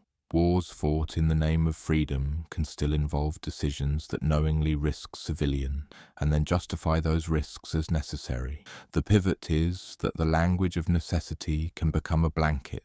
It covers the moral mess of wartime choices and keeps the public focused on victory, rather than on the bodies beneath it. And speaking of bodies beneath it, let's return to the industrial legacy. Because even after the height of the factories, Britain carried toxins into homes, lungs, and generations. Fact 71. Industrial pollution poisoned communities, and it was often ignored until it affected the wrong people. Coal smoke, chemical runoff, contaminated rivers, poisoned air. Industrial Britain produced wealth and illness together. Working-class neighbourhoods often bore the brunt because factories were placed near cheap housing, and because political influence was uneven. Contemporary sources describe filthy waterways, blackened buildings, air thick with soot. Health consequences were real. Respiratory disease, shortened life expectancy, chronic conditions. The pivot is that pollution wasn't an unfortunate side effect. It was the cost externalized onto people who couldn't easily protest or move away. Reforms, environmental regulations, and shifts in industry eventually improved conditions in some areas, but the damage had already shaped lives, and the pattern persists. Those with less power are often asked to breathe the consequences of someone else's profit. And speaking of consequences, Britain's policing and justice systems have histories of bias and brutality that don't neatly fit the national self-image of fairness. Fact 72. Policing has often reflected social prejudices, and communities have paid for it. Police forces developed in specific historical contexts, controlling urban populations, preventing unrest, enforcing order. Those routes matter because they shaped priorities. Over time, policing could disproportionately target certain groups: working-class communities, migrants, racialized populations, political activists. Controversies over misconduct, discrimination, and abuse have repeatedly surfaced. The pivot is not that every officer was cruel, it's that institutions tend to act in ways aligned with power structures unless forced to change. Contemporary debates, official reviews, and community testimony have highlighted patterns and demanded accountability. The fact that these debates recur suggests something structural, not incidental. And speaking of structural, Britain's relationship with migration has long included a contradiction. Empire encouraged movement when it served Britain, and restricted belonging when it didn't. Fact 73. Britain benefited from migration, then often resented migrants. Britain's economy and war efforts depended on labour from elsewhere. Within the British Isles and across the Empire, people moved for work, for safety, for opportunity, often shaped by British policies and colonial ties. Yet migrants frequently faced hostility, discrimination in housing and employment, social exclusion, political scapegoating. The pivot is hypocrisy. Britain could embrace global reach as pride while treating global people as intrusion. This tension is documented in social history, political rhetoric, and lived experience. It reminds us that Britishness has often been defined not only by who is included, but by who is kept at arm's length. And speaking of arm's length, Britain's elites often maintained distance from suffering through charity, a system that could help, but also allowed inequality to persist without being challenged. Fact 74. Charity sometimes acted as a pressure valve that let inequality continue. Unchallenged charity can be generous, life-saving, and deeply human. Britain has long traditions of philanthropic effort, food, shelter, education, relief. But charity can also function as a pressure valve. It reduces visible misery just enough that the underlying system doesn't have to change. When assistance depends on donors rather than rights, the poor must remain grateful. When help is conditional on deservingness, it becomes a moral test. When charity fills gaps left by policy, the powerful can praise compassion without redistributing power. Historical records show how charitable institutions sometimes enforced discipline. Sermons, rules, surveillance, judgment. Some offered genuine care. Some offered control disguised as help. The pivot is that charity can be used as evidence that society is moral, while inequality continues to produce the need for charity in the first place. And speaking of moral narratives, Britain also built national pride around exploration and discovery, often without dwelling on what those discoveries meant for the people already living there. Fact 75. Discovery often meant claiming land already inhabited. British explorers mapped coasts, claimed territories, planted flags, and renamed places. In British storytelling, this becomes adventure and courage. For indigenous populations, it could mean the start of dispossession, disease, and cultural disruption. The pivot lies in the word itself. You can only discover a place if you ignore the people who already know it. Naming becomes ownership.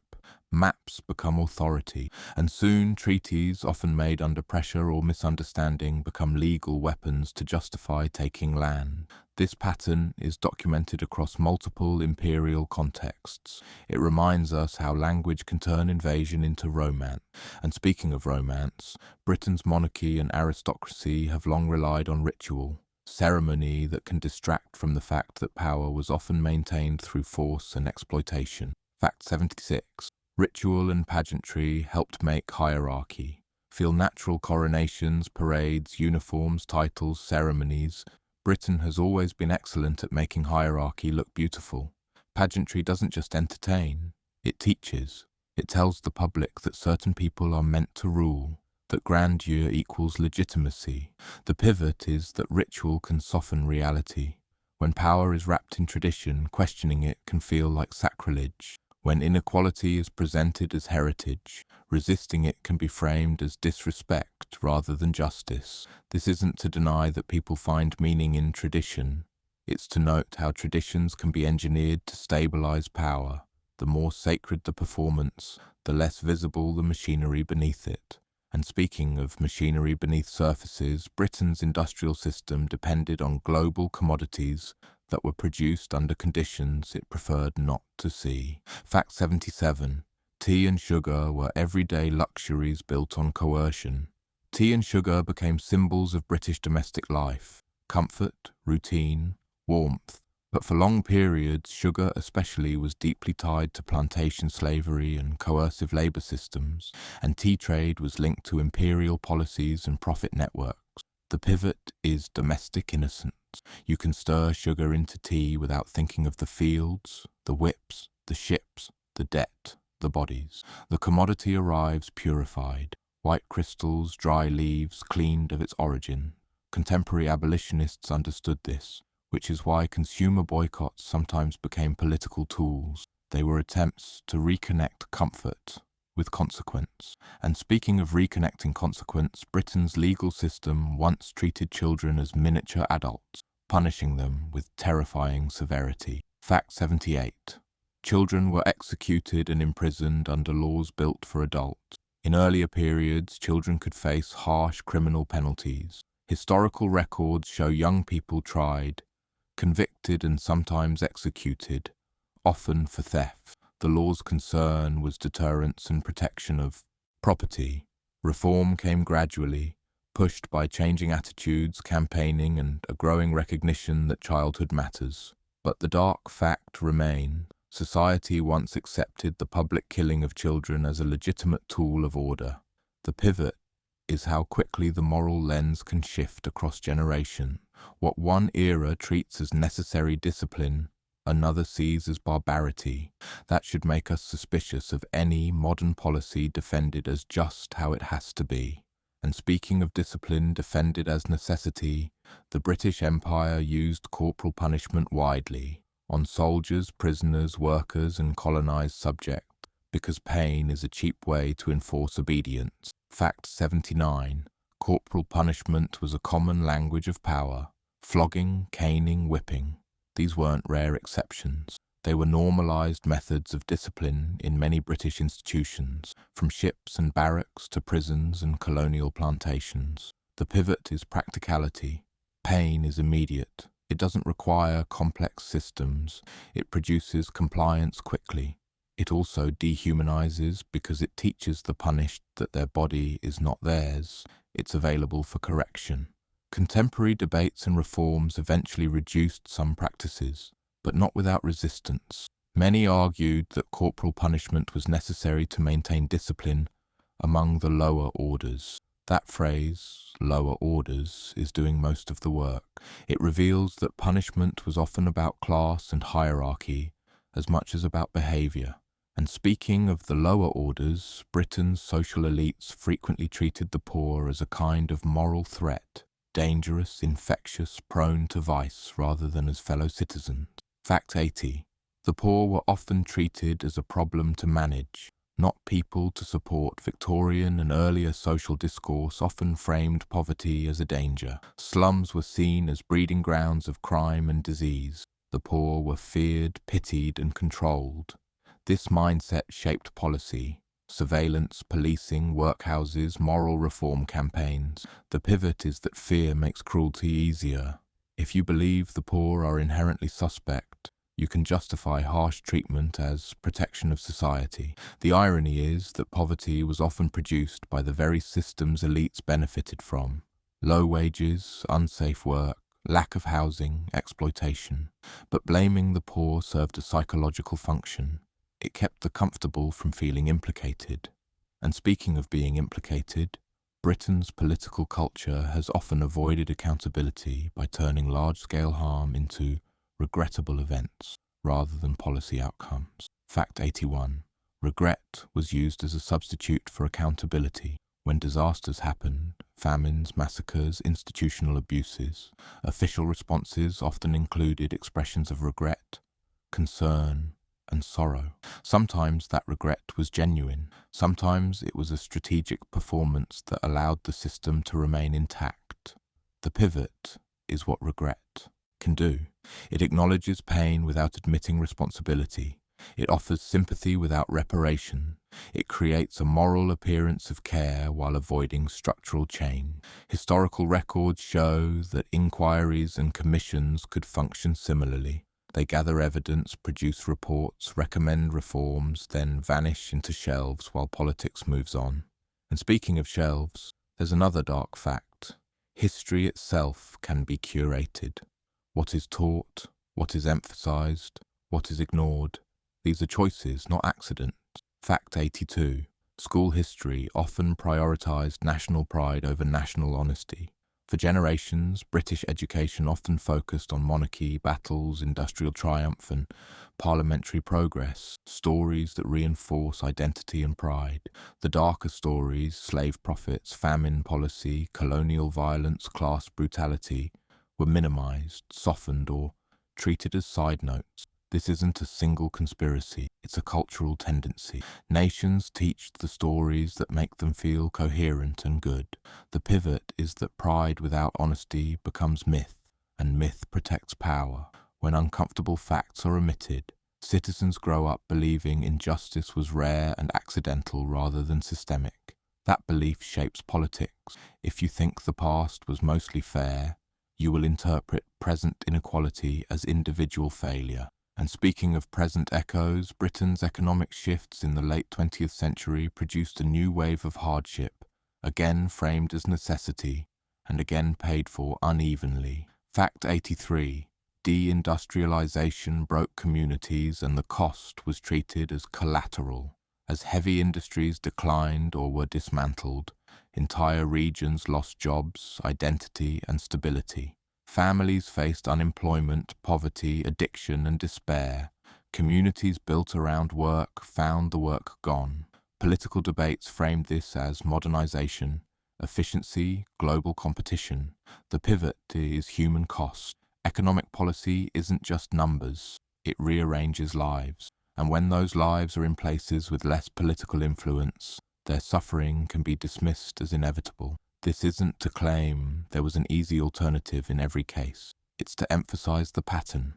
When elites describe hardship as necessary transition, the people undergoing that transition rarely get to vote on the necessity. And speaking of voting on necessity, Britain's democratic story has always included exclusions, some obvious, some subtle, some hidden behind procedure. Fact 84. Democracy expanded, but it was fought for and often resisted. Britain's gradual expansion of voting rights is often narrated as peaceful evolution. The truth includes agitation, protest, hunger strikes, imprisonment, state violence, and a constant fear among elites that too much democracy would threaten property and order. Women's suffrage campaigns faced surveillance, force-feeding in prison, and public hostility. Working-class movements faced repression. The pivot is that rights were not handed down like gifts. They were extracted through pressure, and the story doesn't end with formal rights. Representation, influence, and media power remain unequal, which shapes what democracy feels like on the ground. And speaking of what things feel like on the ground, let's talk about Northern Ireland, a place where British governance became entangled with conflict, and where state actions remain controversial and deeply painful. Fact 85. The Troubles included allegations of state misconduct and deep community trauma. The conflict known as the Troubles involved paramilitary violence, political struggle, and immense civilian suffering. It also involved serious allegations and documented controversies regarding state actions, how policing operated, how intelligence was used, how some abuses were handled or not handled. This is a complex, emotionally charged history, and accounts differ on specifics. But the pivot is that in conflicts, states can drift towards secrecy and harsh methods, justifying them as necessary for security. Communities caught in the middle pay the price in fear, mistrust, and grief. The legacy includes ongoing debates about truth, justice, and memory. The fact that these debates persist shows how unresolved the wounds remain. And speaking of unresolved, Britain's relationship with its imperial past includes ongoing disputes not only about artifacts, but about apologies, reparations, and what responsibility even mean. Fact 86. The empire's afterlife is still being negotiated.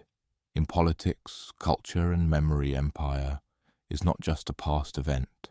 It's a legacy in wealth, borders, language, migration and institutional structure.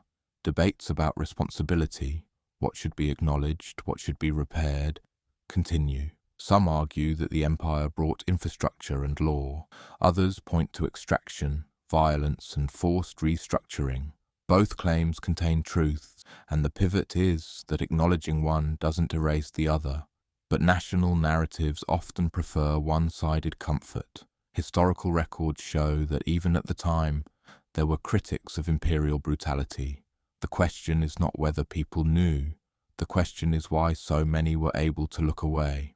And speaking of looking away, Britain's media and cultural industries have sometimes played a role in smoothing over darker histories, turning empire into nostalgia. Fact 87. Nostalgia can turn empire into a cozy backdrop, and that distorts reality. There's a particular kind of nostalgia that treats empire like wallpaper. Exotic settings, uniforms, tea on verandas, polite administrators, adventurous officers. In that aesthetic, empire becomes a stage for British character rather than a system imposed on other people's lives. The pivot is what gets erased. The coerced labour, the land seizures, the punishments, the famines made worse by policy, the cultural suppression, these don't fit neatly into cosy storytelling, so they get softened or removed, leaving a version of empire that feels like heritage tourism. This isn't only about television dramas or novels, it's about public mood. If a society remembers empire as a complicated time when we built railways, it will struggle to hear stories about violence and exploitation without defensiveness. Historical records show the realities were multiple and uneven, but the comforting version tends to dominate because it protects national self-image. And speaking of self-image, Britain has often defined itself as uniquely lawful and fair, even while maintaining legal structures that entrenched inequality. Fact 88. Rule of law often coexisted with laws written to protect power. Britain prides itself on legal tradition. Common law, parliament, rights, courts. Those traditions do matter. But rule of law doesn't automatically mean justice. It can also mean that injustice is made official. Land laws, labour laws, colonial laws, vagrancy laws, morality laws, these often protected property and hierarchy. The pivot is that legality can be a shield for power. If a harm is legal, it becomes harder to contest, because critics are framed as opposing order itself. Contemporary debates in many eras show this pattern. Reformers highlight suffering. Authorities insist the law is necessary, and the law becomes the battleground where morality is either recognized or ignored. The uncomfortable truth is that oppression can be constitutional. It can be polite. It can be defended with precedent. And speaking of precedent, British institutions have long used tradition as justification for practices that, in hindsight, look like sustained cruelty. Fact 89. Tradition was used to defend practices that were later called barbaric. Workhouses were defended as necessary discipline. Child labour was defended as economic reality. Executions were defended as deterrence. Colonial punishments were defended as maintaining order. The defenders often sounded calm, rational and certain. The pivot is that tradition can be a moral anesthetic. If something has been done for a long time, people stop questioning it. They confuse endurance with legitimacy. They treat reformers as troublemakers rather than as alarms. History is full of practices once treated as normal and later treated as shameful. That should make us wary of any present-day cruelty defended by saying, well, that's just how it works. And speaking of how things work, Britain's economic story has often depended on undervalued labour, care work, domestic work, informal work, much of it done by women and treated as invisible. Fact 90. Invisible labour held society together, and it was often taken for granted beyond factories and ships. Britain depended on labour that didn't always show up in heroic narratives, raising children, caring for the sick, cooking, cleaning, maintaining households, supporting communities. Much of this work was unpaid or underpaid, and it was treated as natural duty rather than economic contribution. The pivot is that exploitation can be quiet. It doesn't always require chains. Sometimes it requires assumption. If you assume someone will work because they are supposed to, you can build an entire economy on unpaid effort. Historical records show changing patterns across centuries, but the undervaluation of care work is persistent. When crises hit, wars, epidemics, economic shocks, this labor becomes visible and then often becomes invisible again as soon as stability returns. And speaking of crises, Britain's public institutions have faced repeated scandals involving abuse and neglect, often enabled by deference and silence. Fact 91. Deference to authority helped abuse continue. In multiple institutions, abuse thrives where power is unquestioned. Britain's culture of deference, respect for clergy, teachers, doctors, aristocrats, officials, has sometimes created environments where victims were not believed and perpetrators were protected. This pattern has appeared in different settings: schools, religious institutions, care homes, youth organizations. Investigations and testimonies have shown how complaints were dismissed, reputations prioritized, and silence maintained. The pivot is that respectability can function like armor. If someone is seen as a good man or a pillar of the community, people hesitate to imagine harm. That hesitation gives abusers room to operate.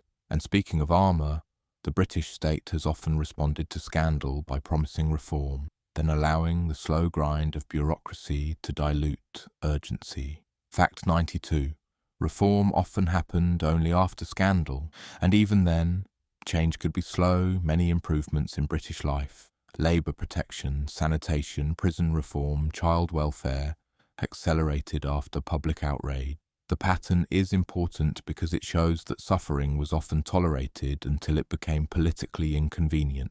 Official commissions might investigate, reports might be written, recommendations might be made, then implementation might stall, funding might be limited, enforcement might be weak. The pivot is that reform is often a negotiation with power, and power rarely negotiates quickly unless forced. This doesn't mean change never happened. It did.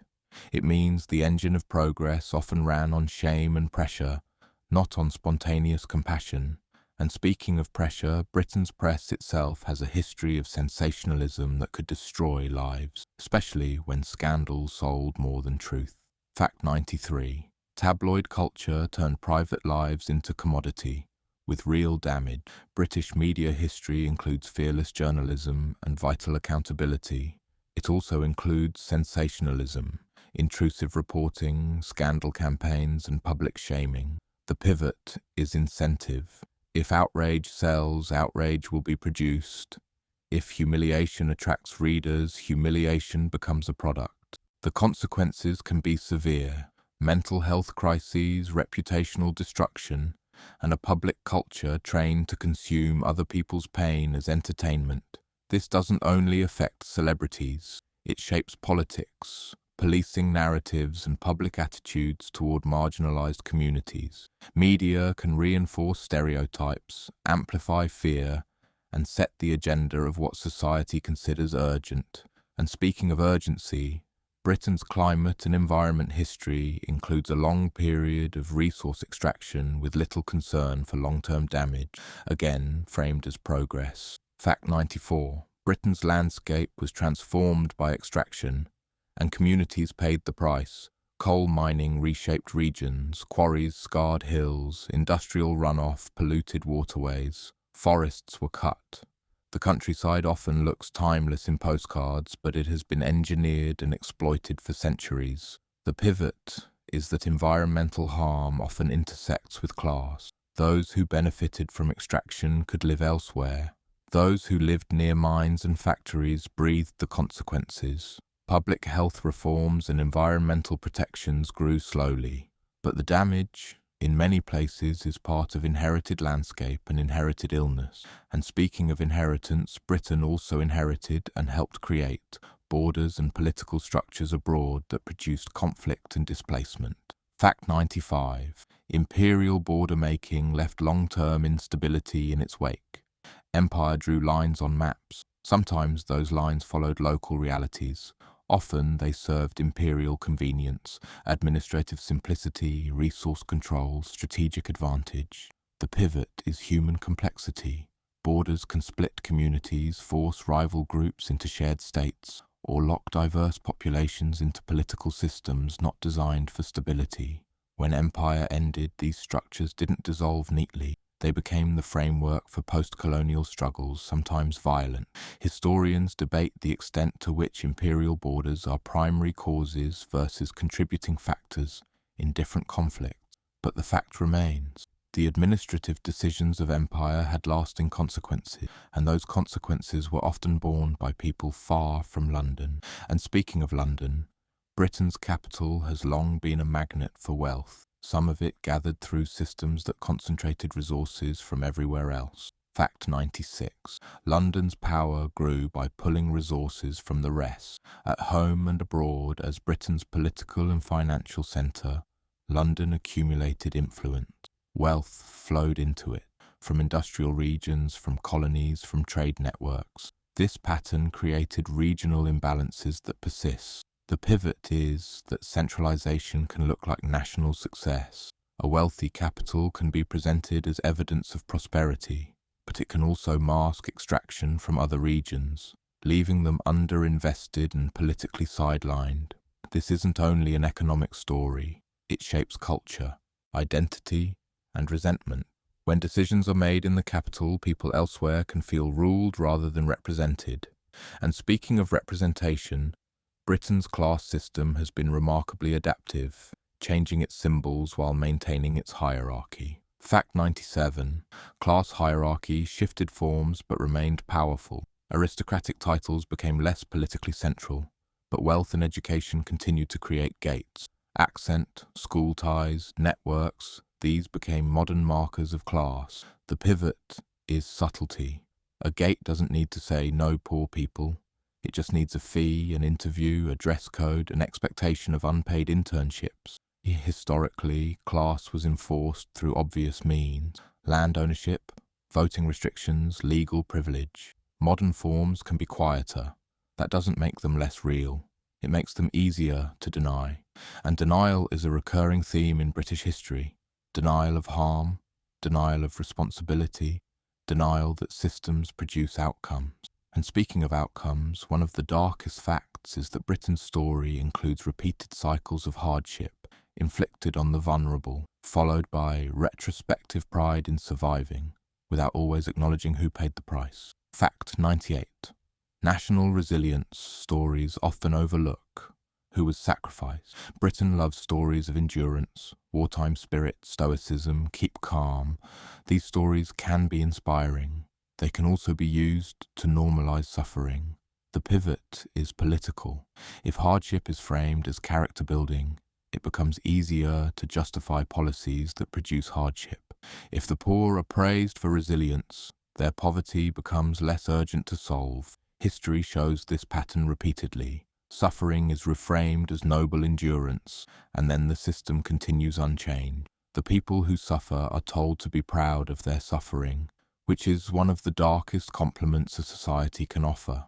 And speaking of compliments masking harm, Britain's reputation for fair play often clashes with how it treated rebellions and protests, especially when those protests threatened property. Fact 99. When property felt threatened, the state's patience often ended across centuries. Many British crackdowns have one consistent trigger: fear that order and property are at risk. That's when laws tighten, police mobilize, troops appear, and rhetoric hardens. The pivot is priority. When the poor demand rights, they can be treated as disorderly. When workers strike, they can be framed as enemies of the nation. When colonized people resist, they can be labeled terrorists or savages. The language shifts, but the underlying fear is similar: loss of control. This doesn't mean every response was unjustified. It means that the state's reflexes often reveal what it values most. And historically, That value has frequently been stability for the powerful. And speaking of stability, the final facts bring us to the present's relationship with the past, because what Britain chooses to remember or forget is still shaping politics and identity. Fact 100. Britain's past is still political because memory decides who owes what to whom. Arguments about monuments, reparations, museum collections, school curricula, these aren't culture wars in a vacuum. They're debates about responsibility and belonging. The pivot is that history is not just a story, it's a ledger. It records who benefited, who suffered, and who inherited the results. If you admit the ledger exists, questions follow. What is owed? Who should apologize? What should be returned? What should be taught? Some people resist these questions because they feel like personal accusation. Others embrace them as necessary honesty. The truth is that you can't have a mature national identity without confronting what built it. And now, one final dark fact, perhaps the most uncomfortable because it implicates everyone who inherits the story. Fact 101. The darkest part is how normal it all was made to feel. The most unsettling thread through British history isn't any single atrocity or law. It's normalisation. The workhouse wasn't hidden. Public executions weren't secret. Child labour wasn't a rumour. Empire wasn't an accident. People knew to varying degrees, and yet life continued. Tea was poured, sermons were preached, parliament debated, newspapers printed, money changed hands. The pivot is how systems survive. They survive when cruelty becomes routine and routine becomes background. They survive when language disguises violence, when tradition sanctifies hierarchy, when victims are blamed, when perpetrators are respectable, when profit is prioritized, when conscience is outsourced to charity. This doesn't mean ordinary people were monsters. It means ordinary people were living inside systems that trained them to look away. And that is the part worth remembering, because it's the part most likely to repeat. And speaking of repeating, that brings us to the closing, because the point of these facts is not despair, it's clarity. Fact 102. The gin craze wasn't just a moral panic. It was a state-enabled escape hatch. 18th century Britain is famous for the gin craze, often told as a story of poor people drinking themselves into ruin, while respectable society clutched its pearls. Except the reality is darker and more cynical. Cheap gin didn't spread by accident. Policies and economic conditions helped it flourish. Spirits could be produced domestically, sold widely, and consumed as one of the few affordable escapes in crowded, grinding urban life. Contemporary prints and commentary painted gin drinkers as grotesque warnings, but those images also conveniently shifted blame onto individuals, especially the poor, rather than onto wages, housing, food insecurity, and the shock of rapid urbanization. When authorities finally cracked down, it wasn't purely sudden compassion. It was also fear. Fear of disorder, fear of declining labour productivity, fear of public chaos. The same state that benefited from taxes and domestic production learned it had created a social fire, then tried to lecture people for being burned. And speaking of being burned, Britain has a long habit of allowing misery to build until it threatens the powerful, then calling the response moral reform. If you've been listening quietly, you might feel a strange mix of things right now. Anger, sadness, disbelief, maybe even that numb fog that comes when the mind tries to protect itself by going blank. That reaction makes sense. The dark facts aren't dark because Britain is uniquely evil, or because history is a simple morality play. They're dark because they show how easily a society can make harm feel ordinary, how effortlessly violence can be dressed in law, ritual, and respectable language. And that's the thread tying together Roman slavery, medieval man prices, the bloody code, the workhouse, the forced removals of the Highland, the hunger policies that treated starving bodies like accounting problems, the empire's paperwork that turned domination into administration, and the modern echoes in surveillance, stigma, and the endless argument over what counts as responsibility. These aren't separate stories. They're variations of the same mechanism, power protecting itself, often by convincing everyone else that what's happening is natural, necessary, or not their problem. But there's another thread too, quieter but real. Reformers who documented abuses, workers who organized when organizing was treated like a crime, campaigners who pushed and pushed until the law finally moved, people who refused to accept the official story, even when refusal cost them jobs, freedom, or safety. The past isn't only a record of cruelty, it's also a record of resistance, proof that normal can be challenged. So if there's one thing to take with you as you drift off, let it be this: the most dangerous historical lie is the comfortable one, the one that says the bad parts were rare, the one that says the system basically meant well, the one that says progress is automatic and justice is inevitable. History shows neither is true. Progress happens when people insist on seeing what's been hidden, naming what's been softened, and refusing to let suffering be explained away as procedure.